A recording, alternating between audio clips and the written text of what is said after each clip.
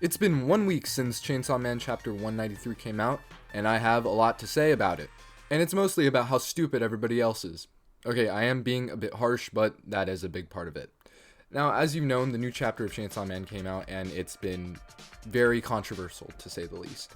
A lot of people are very divided on the chapter and their different interpretations of what it means, but also it's causing them to rethink of the whole series and where it's going. And in some cases it's pretty good, and in some cases it's very bad.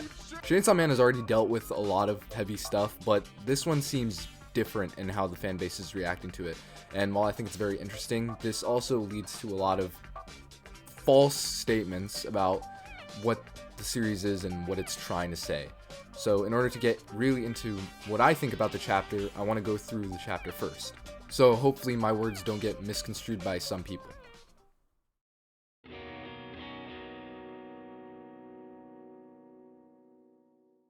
This chapter picks up where the last chapter ended, with Yoru essentially forcing herself onto Denji. It's extremely uncomfortable, and that is the point. But we also do get some pretty big bombshells in this chapter, albeit a very, very short chapter.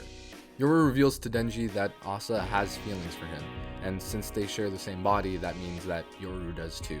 And while Denji's first reaction is to cry, it's not out of sadness, as he says in the next couple pages, "I'm so glad there's somebody who still likes me." Yoru then kisses Denji and then promises him that if he defeats the Death Devil, then she will have sex with him, fulfilling one of his last wishes that he still has. And if he fails, then she'll just make him into a weapon and do the deed herself. I shouldn't have to explain why this chapter is so controversial, but it deals with so much heavy things. And Denji especially, Denji is, I've said this in a previous video, but I really mean it now, he is a shell of his former self. He is barely acting on any sort of moral ground that he has. I think now it's kicked in that Denji's life is gone. Everyone that he knew is either dead or betrayed him, and he has nothing left. He's reverting to his base instincts, the things that carried him throughout the first parts of the series, before he met Aki, before he met Power, before he had any other reason to live.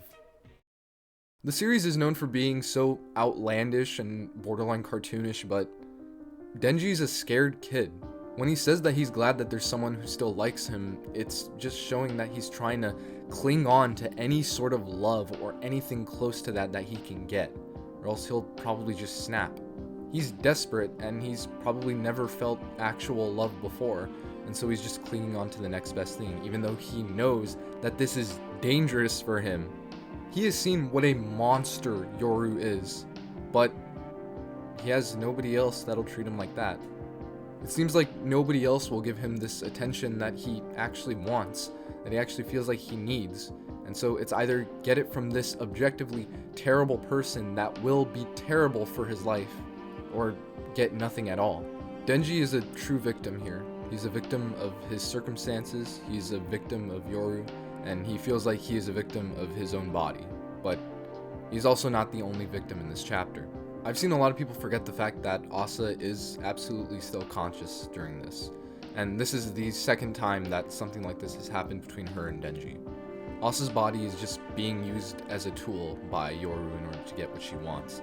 She is equally a victim in this situation, and it's even more horrifying since she knows what's happening but cannot do anything to stop it.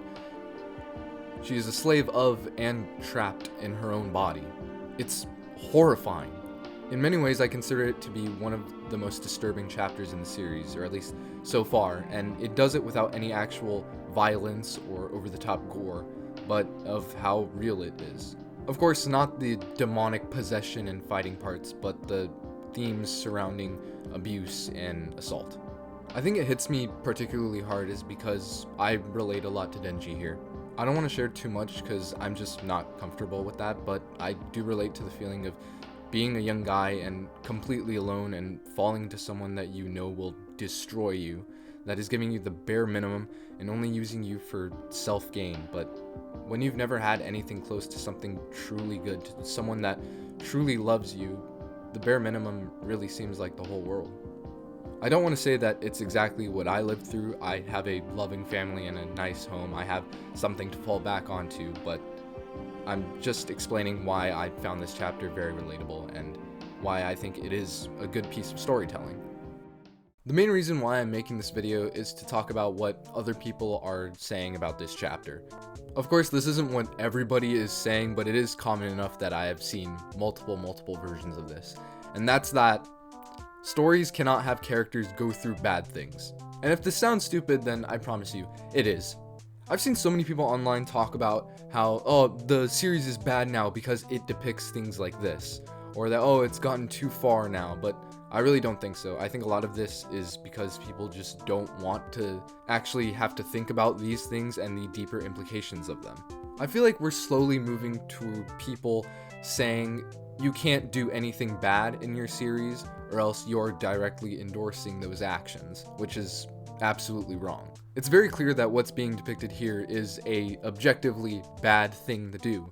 Fujimoto is not saying that people should do this or that people that do this are good. He's saying that this is an objectively terrible thing to happen to someone, especially these two. It's two young kids being manipulated by an extremely older person into doing what they need. And it's not even that subtle. It is the most obvious thing in this series, I think, so far. This brings me to another point surrounding Chainsaw Man fans, and I think it's our expectations. The fandom has very weird expectations when it comes to the series, and I think the biggest example came when the anime finally came out. Now, to be clear, I love the anime adaptation. I think it is an amazing take on the source material, and I really do love the direction it went, and I hope that it continues going on for the movie and season 2. However, if you were online for any time it was airing, or even now, you'll see that there is a very vocal group of people that did not like it. The anime went for a much more cinematic feel and was more reminiscent of actual full big budget Western movies than traditional anime. And a lot of people saw this as an insult and they wanted the anime to be more bombastic and cartoonish like the mangas seemed to be. And in my opinion, I don't think they were really that open-minded when it came to new and creative ideas to express this world and the characters in it. The series has so much influence from movies and cinema as a whole, and when the anime does something extremely creative and goes in that direction, people hate it for it. This goes to say that if you did not like the adaptation of Chainsaw Man, you are not invited to any party I go to. You are not fun. Please leave. Now, stuff like this has always been around, but I feel nowadays it seems that when a series or a creator does something that does not fit our expectations to a T, then we must hate it. It is objectively bad, and any new thing that it attempts to do is automatically bad because it is not the same thing that we want. And I know this is usually a very vocal minority, but they're loud enough that I'm making a whole video about it. This attitude can really change how we perceive these series and what it means to us or other people. And I do think Fujimoto knows this. A big thing that runs through the second part of Chainsaw Man seems to be perception clashing with reality. What people want out of other people or the image of other people being twisted or even broken by events out of their control. I touched a bit on this about my Fumiko video, a video that I really wish I did differently now, but I think it's much clearer now that we're a bit later into the series. We're seeing Denji being broken and manipulated again, even after building this image as a great goofball superhero. This part is exploring what it means to be him and how this is taken advantage of by evil and how he'll react to it. This is why I think people responding negatively to these newer chapters don't really get it, because it's not like this stuff is happening because of shock value. It all has a reason. And while I think this is an amazing direction for the series to take and explore so many ideas, it seems like a lot of people don't think the same. And it's a huge bummer. Chainsaw Man is really unlike so many manga out there, and when it explicitly tries to be something new, it gets pushback for it. By people who don't want to think about these things, by people who don't want it to be more than just profile pictures and memes. But if you do agree that it's more, then please like and subscribe. But what's interesting is that there's a show that did something very similar to Chainsaw Man, yet the two are almost completely different. Twin Peaks is a show about a detective coming to the small town of Twin Peaks to investigate a murder. That is all I'm going to say about the plot of Twin Peaks. The show was created by Mark Frost and David Lynch, the latter of whom being one of the most influential artists of all time, and a personal favorite and giant inspiration of mine. The show is funny, dramatic, weird, and horrifying, and that's what makes it so special. It's really unlike any other show at the time, and even now, it's still so unique. It's a show with a lot to say if you dig deeper, but people can still enjoy it without thinking about it. Then, after its second season, it got canceled. But a movie was announced. Wow, hopefully this will be the big return and we can see all of our favorite characters back. Fire Walk With Me is not what people expected from the show. It's a prequel, it doesn't pick up where the show ended, and it's one of the best films I've ever seen. People hated it when it first released. It was a box office bomb and received mostly negative reviews from critics, although thankfully it has been reappraised as the masterpiece it is now. But then, 25 years later, Twin Peaks: The Return premieres. Did the people finally get their old show back? Yes and no? The Return is more of Twin Peaks, but it's different. Things changed. Characters changed.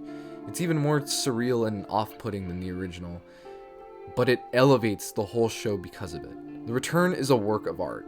The reason I'm being so conservative with what I say to you is because I want you to experience it for yourself. I think it's best consumed blind and just going in not knowing anything. It's so special to me, and I just want everyone else to experience this too. Now, you might be wondering why I'm talking about Twin Peaks in a video about Chainsaw Man. And that's because when both of these series subverted expectations and took drastic changes with its characters and stories in order to make a statement about those stories, people hated it. However, I don't want to end this video on a negative note. I know that people that hate on Chainsaw Man is now a very vocal minority, and most fans know what's going on. Yes, the anime had pushback, but otherwise had universal acclaim from fans and newcomers alike, and we're getting a movie. And even though Fire Walk With Me got negative reviews when it first came out, it didn't stay that way. People can change their views on art just like anything else, and I think the longer Chainsaw Man lasts, the more time it has for the fans to realize what an amazing manga we're getting. So really, if I have any parting words for you guys, it's this. Appreciate the art for what it is, rather than what you think the art should be. Also, keep my manga's name out your fucking mouth. Thank you guys so much for watching this, and thank you so much for the support my last video got. I put a lot of effort into it, and I'm just so thankful that anybody watched it at all. This video was a lot like my Class of '09 video, just very loose, like rant-y, and it's not really what I always want to make, but I just hope you guys still enjoy it. My last video was kind of what I want to be making more like scripted, edited, not full reviews, but more like retrospective sort of stuff. So if you like that, then please like and subscribe. Follow me on Twitter if you want, but I'm just really excited to be, getting back into making content because I have so much planned. But really, if you made it to this far, thank you so much. Later, losers.